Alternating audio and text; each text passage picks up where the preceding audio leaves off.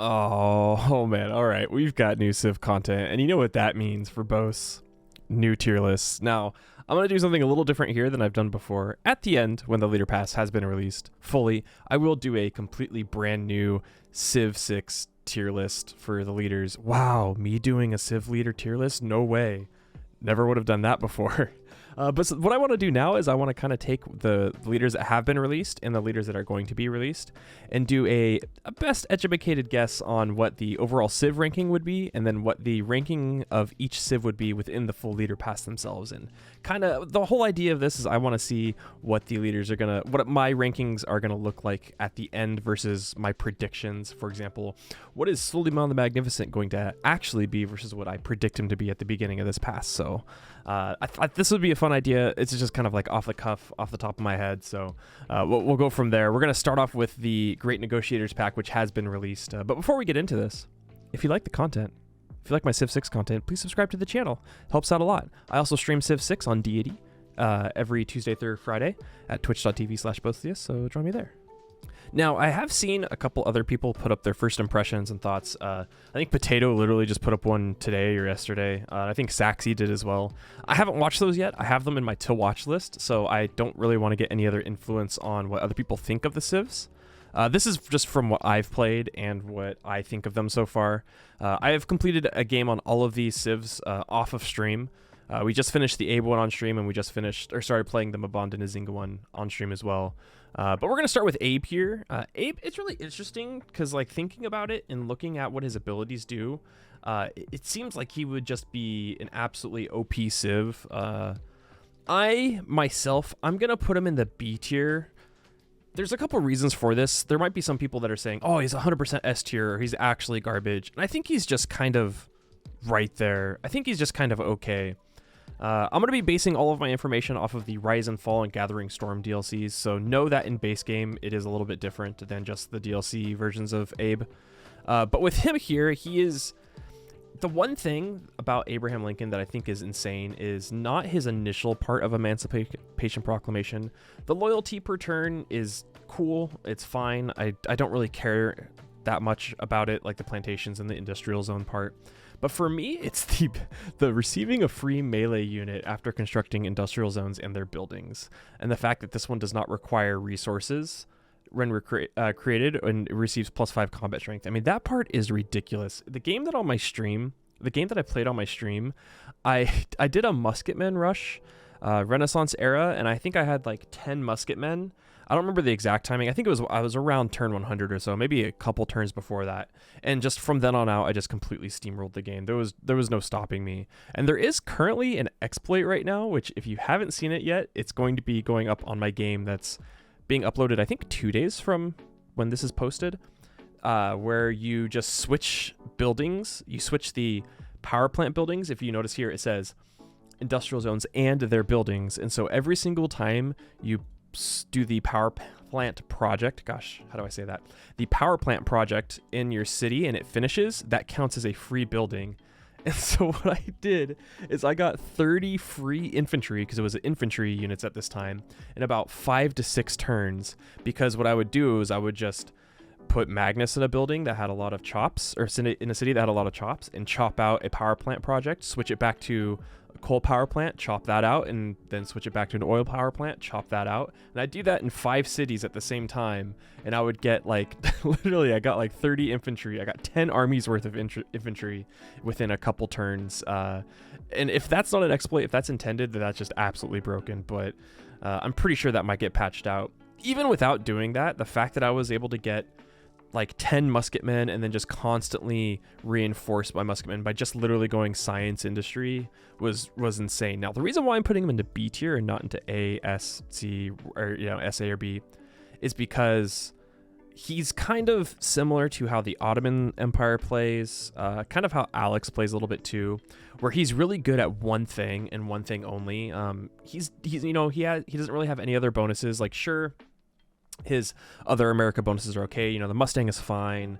The film studios are fine. I guess the Diplo favor and the policy card is nice with him, but it does. I mean, it just kind of feels like a tacked on ability, right? It's kind of like Eleanor of England, where her Ellie abilities don't really synergize super well with England's abilities. But when you lean super hard into the domination aspect of it, especially with, you know, just doing like Renaissance era melee unit timings or even men-at-arms timings, this just becomes overwhelming. So I'm keeping him at B tier. I think this is just completely fine. This could be maybe a high B tier if you want to rank it like that, if I just go full off of my previous Ottoman rankings, but I'm going to keep it just a solid B. I think that's fine. And in leader pass ranking wise, I'm also going to keep him at a B. Maybe even drop him down to a C tier based off of how I think the other civs are going to be. But I think he's just a good, solid civ. Moving on to Julius Caesar. This one's interesting. I've seen a lot of conflicting opinions about this. I'm also going to be putting Julius Caesar into the B category. The reason being is for the civ ranking. The LP ranking, the leader pass ranking is going to be way different. But for civ ranking, I think he's fine. I think as Rome, he's good. Like, I think Rome itself as a civ is a good civ. And I think the Julius Caesar ability kind of just leaves something to be desired for me. The 200 gold per capturing a city and 100 gold for every barb camp is nice. If you guys know me, you know that I really dislike RNG when it comes to the leader abilities. And the fact that, you know, you kind of have to rely on early barb camps to make the extra gold worth it, and not having a monument is just, I don't know, that really takes it out for me. That extra culture in your first couple cities, especially your first 2 cities, I mean, you could just literally you don't have to worry about building a monument in your first city. You can get an extra builder out at that time. You can hard build an extra settler at that time. You can hard build extra warriors that, you know, normally you would just use the gold to buy, I don't know, maybe buy an extra builder with. The math doesn't work out for me. It is nice, I will say, when you are taking cities as early game as Rome and you can just use the gold to upgrade to legions. So that aspect is kind of nice, but I just think that Trajan is better than Julius Caesar overall. Still, it's Rome. Rome's abilities of all roads lead to Rome are really good. Legions are really good. The bath is really good, right? It's a half-cost aqueduct that gives you amenities. Like, you can't really go wrong with Rome as a civ. I just think Trajan is better than Julius Caesar, which is why I'm putting Caesar down into C tier when it comes to the leader pass ranking overall. Based off of what I'm guessing for the rest of the civs and how they're going to be, I think Caesar's going to be one of the weaker leaders, or at least alternate personas that's going to come out. I think I value culture so high, and the fact that you just, even if, like, for example, what if you don't play with barbarians on, right? I mean, that's a really silly example, but a good example is in my Julius Caesar game that I played on stream. I had 4 camps spawn nearby me, and I could only clear 1 because the city-states and or AI cleared them around me. Now, I will say this. If you play with Barbarian Clans mode on, you can kind of just get free money every 10 turns if you camp the barb camps. It is kind of hard to just sit there and camp on top of barb camps when maybe there's an AI contesting you for the barb camp, so they have like 5 warriors around and you just have your 1. But you can kind of do that, but it kind of outlives its usefulness. I mean, I don't know. I just think the monuments are better early on. Also, the 500 gold at steel, I don't give a shit. I don't care. 500 gold at steel does not matter. Please, I hope someone's already modding this and making it so that the gold scales, because that would just make this an actually good ability. But the fact that it's flat gold until literally steel, which is near the end of the game for, you know, me, or at least like 3/4 of the way through the game for me, it just doesn't make sense. So this is where I have Julius right now. MBANDE and NZINGA. This is going straight up into A tier. I'm not even going to question, like, we're not going to even, it just should be self-explanatory, right? Congo, the whole reason why I hated the Congo is because you can't build a religion and you can't get holy sites, right? That's like, that just makes the Congo bad. And now the fact that you can do that as the Congo just makes them a good civ, because all of their other stuff is really good. Nikisi is probably one of the best civ abilities in the entire game. +2 food, +2 production, +1 faith, +4 gold from each relic, artifact, and sculpture in your empire. Additionally, your great works of art. Sculpture, great works of art, in addition to the usual culture. That's insane. That's so many yields from all of your great works, those specific great works, I should say. You also receive +50% more of those, like, merchant points. It's just, I don't know. combining that with the fact that now you can get a religion and you can lean heavily into that and you can go reliquaries with it is just, this is a bonkers civ. So this makes Congo super good. It kind of makes Vemba irrelevant because now you still have the Mabeba, which is a good unit, although, you know, I guess it's just a defensive unit for me when I'm playing the Congo. And then the Mbanzas. I mean, Mbanza's nice. I don't ever build neighborhoods. I don't care about them, but the Mbanza's nice. And so utilizing this and like super leaning into the reliquaries aspect, the religious relic tourism just makes Mbande just insane. Also, the ability to the plus 10 or the yields on the same continent as your capital is really nice. It kind of works similar to the Maya, except it's on your own capital. So you just settle cities under your capital, and those cities receive 10% yields, like just for free. So this is just a really good civ, and overall, I'm still going to keep her up into A tier as well for the leader pass. I think the Congo, this version of the Congo, is just a really good civ, and overall, just a really well-designed civ. Now I'm on to Sultan Saladin. This one is interesting. The first time I looked at this, I was like, this is garbage. This is D tier. This is just absolutely stupid. But for me, I'm actually going to also put him up into B tier.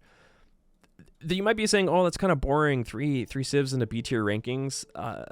You also have to take into consideration the rest of their kit too, and not just their persona abilities. If you don't know, so the new ability for Saladin is that now he gets plus 100% flanking and support bonus to all combat and religious units, which makes him just an insane domination and or religious civ, which just is crazy. Like 100% flanking and support bonuses is just ridiculous. I mean, even in the preview of this, they were getting like plus 16 extra combat strength on their calves, which I think it was Cavaliers in that video, which is just crazy just from that. It's very similar to how Ambiorix's Geisete work, right, with just the extra combat strength. So using those support bonuses on, especially on religious victories, is just, it's just bonkers. It's really strong. It's way stronger than I think people realize. I think the only problem is, and the reason why people are not excited about this, is because it's very boring. It's a very boring persona. It feels like a vanilla civ. It feels like someone just like took a civ, went into the ini file, and was like, oh, this would be cool if you could do this. So I'm putting it down I'm putting him down into C tier. I think there are going to be civs better than him that come out in the leader pass. I'm thinking that he might even fall to D tier. I still think he's going to be in C tier, but in the leader pass ranking, I'm putting him into C tier because it's just, I mean, it is a very boring ability. Taking that aside, I think, you know, it's still fine. You know, you still have your last prophet, which allows you to get the final great prophet if the previous ones were claimed. Mamluks are a really strong unit. Madrasa is a really good building.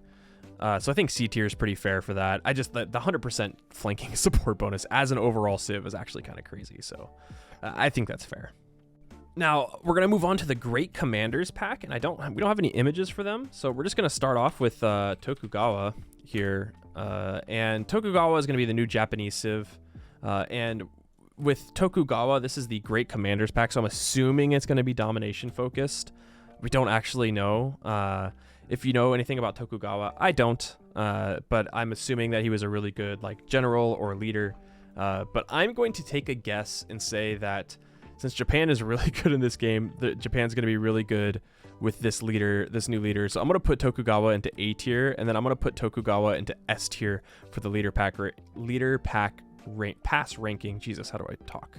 I think he's going to be a really good A tier civ, just like Japan is in the full ranking. But I think when it comes to leader pass ranking terms, he's going to be an S tier civ, especially if it's just a persona, right? Or sorry, just a new leader. He's gonna probably have, you know, you still have the same abilities as Japan, but you're just gonna have whatever his new leader abilities are. So I'm excited to see what they're gonna do with Tokugawa. This one is, I'm just gonna guess, gonna be S tier for the leader pass and a full-on A tier for the rest of the civs. And then I probably should mention, these are all guesses right here for the extra ones, obviously. There's no way that we don't know anything about this, although I mean I think there might have been some leaks, but I didn't look at them. But these are all just like rough guesstimates of what they're actually going to be, how good they are. This is who knows? The whole point of this ranking is to just be like, oh man, I was way off on how Tokugawa was gonna be. You know, maybe Tokugawa sucks and is in D tier, but we're gonna go right into Nader Shah of Persia. I'm gonna put Nader. God, I hope if I'm pronouncing things incorrectly, please yell at me in the comments. I like to learn on how to pronounce things correctly. I've always been like, if my dumb white ass can pronounce Tchaikovsky correctly, I can, you know, learn how to pronounce the Khmer correctly. So please teach me. For Nader Shah of Persia, I'm gonna put Nader into C tier. I really don't know how this is gonna work out. Persia used to be one of the strongest civs in the game, and then just with some recent changes, I say recent, it's already been 2 years, but with the last couple changes they did in passes, kind of bumped him down from like A tier down to B tier. Immortals are great. His trade route ability is nice. His movement stuff is nice too. Paradisas kind of suck now. I don't think they're great. But I think that there are just some other civs that can do things better than him. So with this new leader, I'm going to put it down to C tier for overall civ ranking. And that's going to be my first, I think, D tier as well. I don't know why. I just have a feeling that he's going to be very disappointing as a civ. I don't know anything about Nader Shah. I just know that that they were like a ruler of Nader Shah. Like, I don't know anything else about it. I think he was assassinated, as far as I understand, but I don't know like if he was a super incredible military leader. So that's what I'm gonna go. I'm gonna say that he might be very disappointing. I hope I'm wrong. What if he's absolutely S tier? That'd be rad. But this is my guesstimation. Suleiman the Magnificent. We're just gonna call him Sol M. This one is going to be interesting. Just based off of the name Magnificent, I'm almost, even though this is the Great Commanders pack, I'm almost inclined to think that this is going to be a cultural Ottoman. But since this isn't a persona, everything else is still going to be the same, right? You're still going to get the civ abilities of the Ottoman Empire. You're just not going to get Suleiman's abilities. So you're still going to get like the production towards siege units, right? You're still going to get the Barbary coursers. You're still going to get the Grand Bazaar. You're just not going to get Suleiman's abilities, which is one, getting Ibrahim, and you're also not going to get, well, maybe they'll keep that in, but Janissaries are the Ottoman ability, or sorry, Suleiman ability, not Ottoman. So I'm really interested in what they're going to do with this, just because, I don't know, the Magnificent, just the name itself makes it feel like it's going to be less of a domination civ, but kudos. I'm going to put it into high C, low B. We'll put it right here. We'll put it like right in between. I'm not going to give a hard ranking on B or C, I'm just going to put it down into C tier here. I think that this is, hold on, what are you doing way up here? You need to go back down here.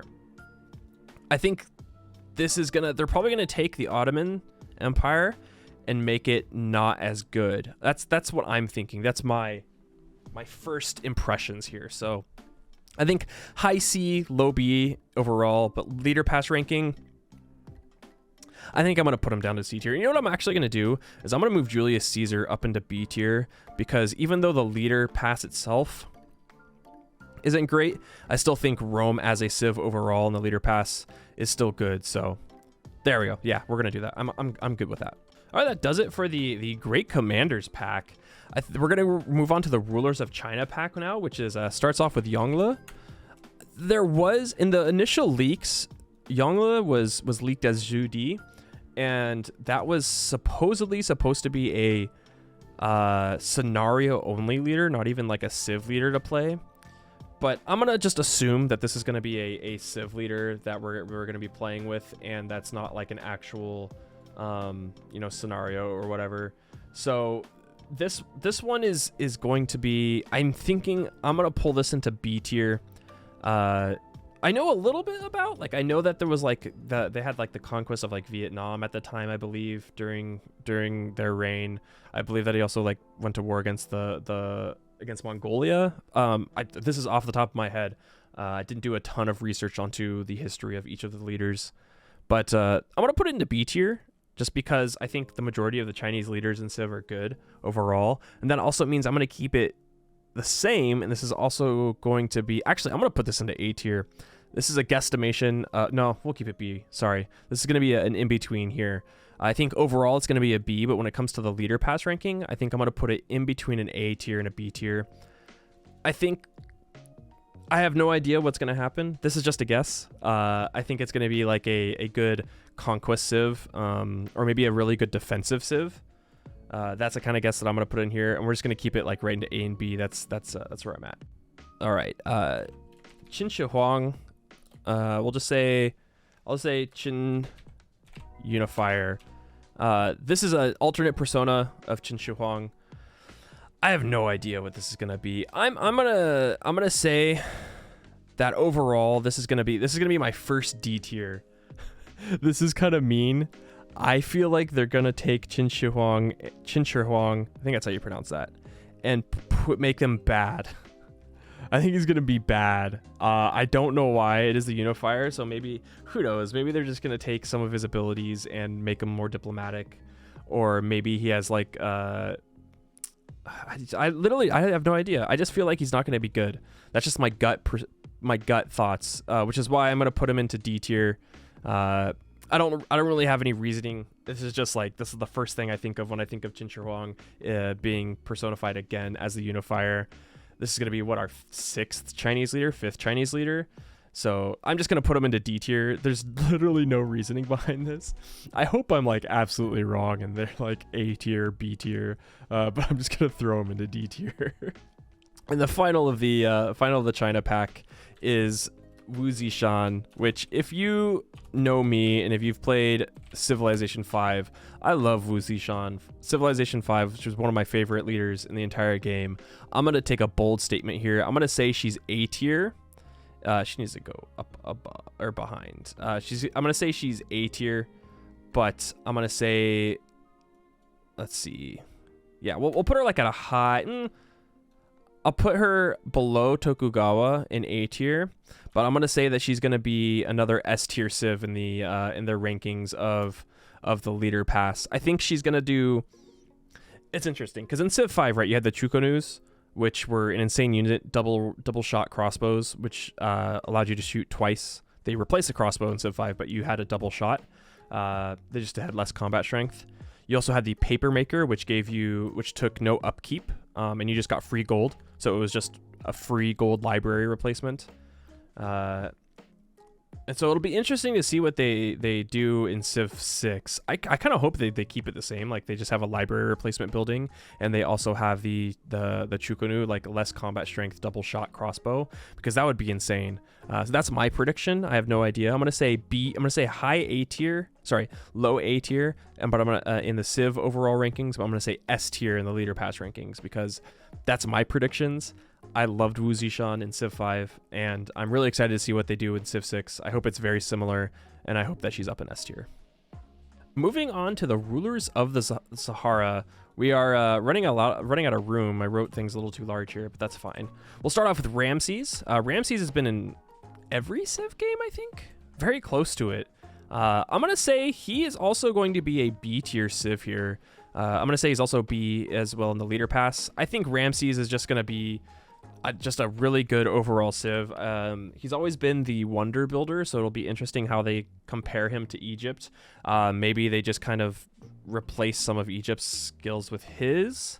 I mean, I guess if they're keeping the Egypt things themselves, right? So they're going to keep the Egypt abilities, which are those. Hold on, let me look it up here. I believe the Egypt abilities are the wonder building abilities, and the trade routes are Cleopatra's abilities, right? Yes. So they're keeping the 15% production towards districts and wonders next to a river. So that'll be Ramses. So I wonder if they're going to lean even heavier into that. Like, maybe you can use unit charges. Maybe you get extra production based off of like what era it is. I don't really know, but I'm assuming they're going to lead like super hard into the wonder building aspect of it, because that's kind of what he's done in the past. So I'm going to put him into B tier, high B tier, into Civ ranking, and just a standard B tier here in the leader pass ranking. Moving on from that, we go to someone that I'm very excited to see, and that is our waifu Cleopatra. We're going to do Ptolemaic Cleo. Ptolemaic Cleopatra. I have no idea. You know, my heart says S tier, but my brain says C tier. Cleo is already C tier, and I'm gonna put her into C tier, but it's gonna be a very low. We'll put it in between these two. I'm gonna put it right here. I think that she is just not gonna be good. I think Cleo is another one of those civs that just kind of whatever. Like, the trade routes are really nice. The production towards wonders and districts are really nice. Sphinxes can be really nice. Chariot archers can be good, but she just kind of feels like empty, if that makes sense. Maybe it's just because of all her units, or her abilities don't really work together. They all kind of, like, I guess the only things that really work together are the wonders and the sphinxes, you know, being next to each other, but everything else is just, I don't know, it kind of feels empty, and she always kind of feels less like China feels like a better version of her. So I'm gonna say that she's gonna be low C tier in the civ rankings. I hope not. I hope she's amazing. And I'm gonna put her into C and D tier in the leader pass rankings. I just don't think she's gonna be good. And the final one for the Sahara leader pass, that's going to be King Sundiata of the Mali. This is an interesting one because I don't know anything about Sundiata. I just know that they're another Mali civ or Mali leader, and so this is just going to be an off the cuff throw. I'm gonna do a Hail Mary here. This is going to be a tier civ. Yeah, we're going to do double A tier civs here. I think they're going to be an A tier civ overall, maybe like a low A tier, but a mid A tier in the leader pass ranking. I think they're just going to be a good civ. We're going to take Mali's abilities and Mansa Musa and replace Mansa Musa's abilities to be even better. Don't know how that's going to happen. That's just the faith that I have. I think they're going to be a good civ. Yeah, that's where I'm going to go with that. All right. We're going on to the last two packs. We have three leaders that I'm very excited for. Starting in the Great Builders pack, we have Theodora of Byzantium. This one is going to be very interesting. If you played Civ 5, Theodora before was one of the worst civs in Civ 5. But if they kind of lean into her abilities from Civ 5 and bring them over to Civ 6, I'm gonna say she's gonna go into S tier. This is gonna be the first. No, sorry. A tier here, high A tier here, but S tier in the pass. If they keep, well, obviously because she's a new leader, right? If you have her abilities from Civ 5, which was you gained an extra religious belief than you normally would be able to pick, so maybe you get an extra founder belief or an extra follower belief, and you just pair her with Byzantium while you still have, well, you're not going to have Tagmas anymore because that's a Basil ability or Basil unit. But maybe they do a completely new leader unit and they bring back the, oh god, what were they called? The Cataphracts, I think that was her unit. They bring back Cataphracts and bring them into Civ 6. Then I can see her being very, very strong. And you just run around using, you don't have Taxis, but you have the other ability where they do the full damage towards walls, towards cities. Cavalry do. And so if you just pair that with the extra ability of a religion, I'm gonna predict that she's gonna be a high A tier and an S tier if that happens. That's only if that happens. There is a possibility that her leader ability sucks and doesn't synergize well, and she just falls to like C tier or something. So I'm gonna say high A tier with S tier in the leader pass ranking. And on another civ that I'm really interested in seeing, we're on Sejong of Korea.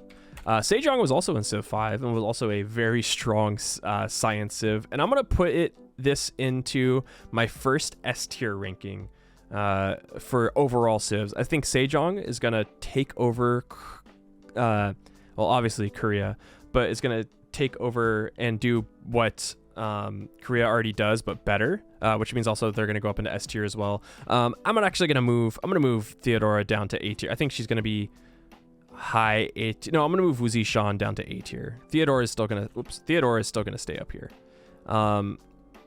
You know what? Call me crazy. I'm gonna move them both down here. We can't have too many S tier rankings.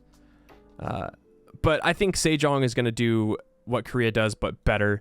And I think that's gonna put my both spots for S tier, both in the leader pass ranking as well as the civ ranking themselves. I think there's gonna be some ability that is maybe gonna like not have restrictions on soons. Maybe there's a better unique like library. There's going to be something that's going to make Korea better science-wise, and I think Sejong's going to do that. So that's my hot take. I think that Sejong's going to be very, very strong in Civ 6. And speaking of other great, this is going to go right into another S tier. Ludwig II. I think Ludwig is going to be an absolutely insane Civ. I think Ludwig II is gonna, if you don't know anything about Ludwig, he was a wonder builder. He built Neuschwanstein, which is a wonder in Civ 5, but also is that massive castle that the Disney castle was based off of. I think Ludwig II is going to be a bonker Civ. They're gonna lean heavily into like wonder building, and you're still gonna have the Hansa. You're still gonna have all of the extra stuff that, you know, the adjacencies for the Hansas, but now you're gonna gain the leader ability of being able to what's the word I'm looking for? Being able to spam wonders crazy hard. Sorry, my brain. You're gonna be able to spam wonders crazy hard because apparently, especially when they talked about it in the preview for Ludwig, when they're doing the live stream, they were emphasizing that he liked to build things that didn't necessarily matter, and he never really finished stuff. So for example, in Neuschwanstein, there was just a ton of rooms that were unfinished, which makes me believe that he's going to have an ability where he gets like 100% plus 100% production up to 75% of completing a wonder or something along those lines, where like he gets insane production up until the end of building it, and then maybe he gets like a negative 25% production, like something silly like that. I think that's what they're going to do with Ludwig, but I think combining that with the rest of Germany's abilities is going to put him up at the top. So this is my first super confident S tier ranking. I think Ludwig II is going to be very, very strong. I think he's going to be one of the best civs in the game. And then moving on to the final pass here, we have the Rulers of England pass. This one is, I think this is going to be my least exciting pass out of all of them. We're going to start off with Elizabeth I, which, how can we forget you, Liz? How can we forget you? If they bring back her stuff that she usually has, if we have the Ship of the Lines or we have the longbows, she's going to be a good civ. I'm going to put her into B tier. I think she's going to be a solid B tier civ. The Ships of the Line were one of the best units in Civ 5. So were longbows. I mean, 3 range archers. Let's go. I think she's going to be a completely fine civ in Civ 6 if they bring those back. I'm going to put her into high C. No, I'm going to put her in a B tier. It'll be a low B tier leader pass ranking overall. I don't know. I'm just not excited about this pack. I don't really know how they're gonna improve stuff. Liz was always kind of strong in all of the other civs, so unless they bring back the Ship of the Line or the longbow, I don't really know how they're gonna, I mean, maybe it's just gonna be the same stuff that you have with England before, right? But you can just build Ship of the Lines crazy fast. We'll see. I'm gonna put her into B tier. I think this is just an easy, solid guess, and that's probably where she's gonna end up at.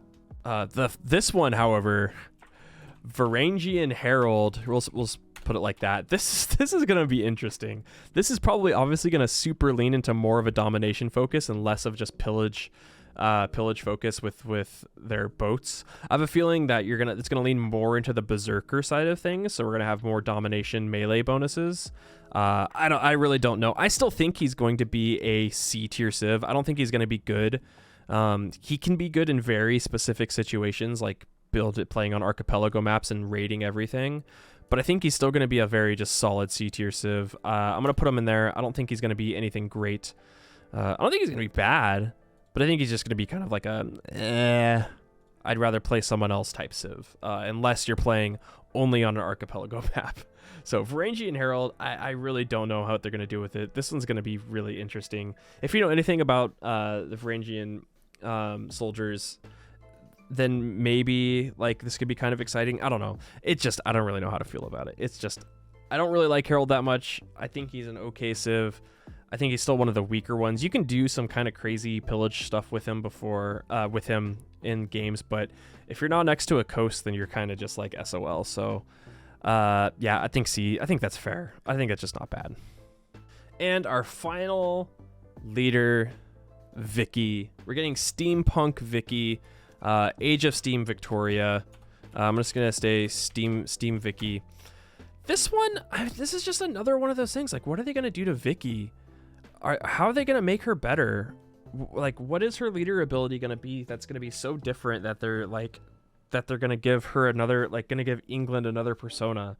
I legitimately don't know. I'm really baffled by, honestly, by the fact that they're giving Vicky another persona. It just doesn't make any sense to me. I'm not a huge fan of England in Civ 5 in general. So I'm gonna do England. We're gonna do him a disservice here. I want to put her into D tier in the Civ rankings. This is gonna piss a lot of people off. I want to put her into F tier in the leader pass rankings. That's where I'm doing it. I'm doing it. I don't even give a heck. I just don't think she's, I don't know, man. Like, maybe they lean super heavy into her industrial era, like, being able to build stuff like crazy, getting crazy bonuses. I mean, I guess it's the whole point with Steam, right? But I don't know. It doesn't seem like it's going to be good. This is just like first thoughts. It just doesn't seem like it's going to be good. So I'm going to throw her into D tier, and I'm putting her F tier in the in the leader pass ranking. So that's my thoughts. All right. Obviously, this isn't like end all be all, you know, leader list. I think these are my current thoughts on the civs. I think this is pretty fair of where they're going to end up. Maybe Saladin goes down to C tier overall at the end. I don't really know, but I think this is a pretty fair ranking here. All of this is all speculation. We don't know anything about any of these other leaders. We know a little bit about Ludwig II, but that's really, out of all of these, that's the only one we know about because that's who they talked about in the live stream. I think Ludwig's going to be insane. I think Sejong is going to be insane. I think Tokugawa is going to be good. And I think Woozy Shan's going to be really good as well. But everyone else, I think they're going to be below A tier. I think this is fair. But like I said, I could be really wrong. Qinshi Huang could be, like, the Unifier could be insane when it comes to China, and they can be A tier. Ptolemaic Cleopatra could be really good. You know, Yongle could be absolutely garbage. I have no idea. What do you guys think? What are your expectations? What are your rankings on these civs? Do you kind of like follow my thought process on where I think, you know, some of these civs are going to end up? Do you think I'm like way off? Do you think I'm a dumbass for even ranking these things so early? I mean, I think I am. I don't know, but please let me know in the comments. I want to hear what you guys' thoughts are. I want to hear what predictions are. Like, I want to hear what your predictions are going to be on leader abilities, if they're going to replace any of the units. Hot take: I don't think we're getting any units. I don't think we're getting any wonders. I don't think we're getting any things, buildings, anything like that. I think we're literally just getting abilities. But what do you guys think? I want to hear what your takes are on leader abilities for Varangian Herald, for Woozy Shan, for Ludwig II. Please throw them in the comments below. I would love to hear that. But once again, thank you for watching. This is a fun video to make. I love making these videos where they're just kind of like, hey, I'm just going to talk into the microphone for a bit, and I'm going to say some dumb things, and we're going to make some rankings, and we're going to make some controversy in the comments. So please let me know what you thought about it. And if you like this video, please be sure to subscribe to the channel. It really helps out a lot. And yeah.